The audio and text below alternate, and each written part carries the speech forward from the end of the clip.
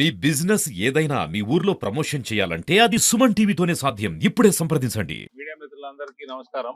Bharatiya Janata party పిలుపు మేరకు అందరం కూడా ఇవాళ రాష్ట్ర వ్యాప్తంగా భారతీయ జనతా పార్టీ శ్రేణులం అందరం కార్యకర్తలం అందరం కూడా కొనుగోలు కేంద్రాలకు రైతు సమస్యల మీద కొనుగోలు ఏ రకంగా స్లోగా నడుస్తా ఉందో రాష్ట్రంలో రైతులకు ఇవ్వాల్సిన బోనస్ ఏ రకంగా మోసం చేస్తున్నారు రైతుల్ని, ఇవన్నీ కూడా విషయాలు కనుక్కొని ప్రజల ముందు పెట్టాల్సిన బాధ్యతగా రావడం జరిగింది.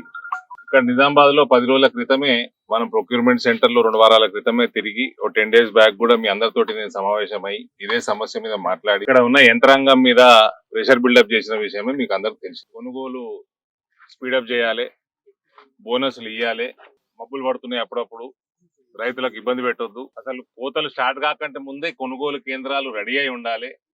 ఇవన్నీ కూడా ఫెయిల్ అయినందుకు కేసీఆర్ ని తీసి బయటపడేసారు ప్రజలు. ఈ ప్రభుత్వం వచ్చి కూడా రైతుకి ఏమాత్రం లాభం కాదు, ఇంకింత నష్టమే అవుతున్నది. ఇవాళ మనం మీ ముందరనే రైతులతో మాట్లాడినాం.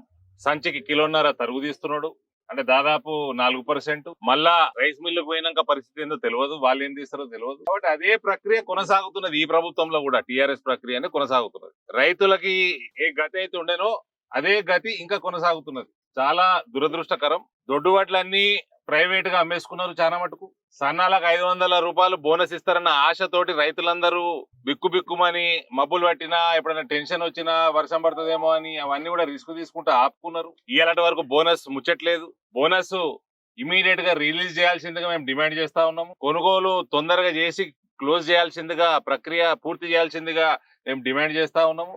రైతు వ్యతిరేకి ప్రభుత్వంగానే కాంగ్రెస్ ప్రభుత్వం ఇలా మారిపోయింది. ఇక దాంట్లో మేము కూడా ఒక 4 నెలలు పోని 6 నెలలు పోని కొత్త ప్రభుత్వము కేసీఆర్ రాష్ట్రాన్ని ఆర్థికంగా నట్టేట ముంచి పోయిండు అని మేము కూడా మస్తు సమయం ఇచ్చినాం. ఇప్పుడు దాదాపు సంవత్సరం వస్తున్నది, సంవత్సరం అయితా ఉన్నది. ఇప్పటికి కూడా ఏమాత్రం మార్పు లేదు. పెనం మీదకి వెళ్ళి పొయ్యిల పడ్డట్టున్నది కథ రైతులది. ప్రభుత్వం మారి ఒకవైపేమో మేమందరం ఏమనుకుంటామండి, మీడియా మిత్రులు మీరందరూ, రేవంత్ రెడ్డి అంటే పాత తెలుగుదేశం పైన చంద్రబాబు నాయుడు శిష్యుడు అనుకుంటాం, అంతేనా?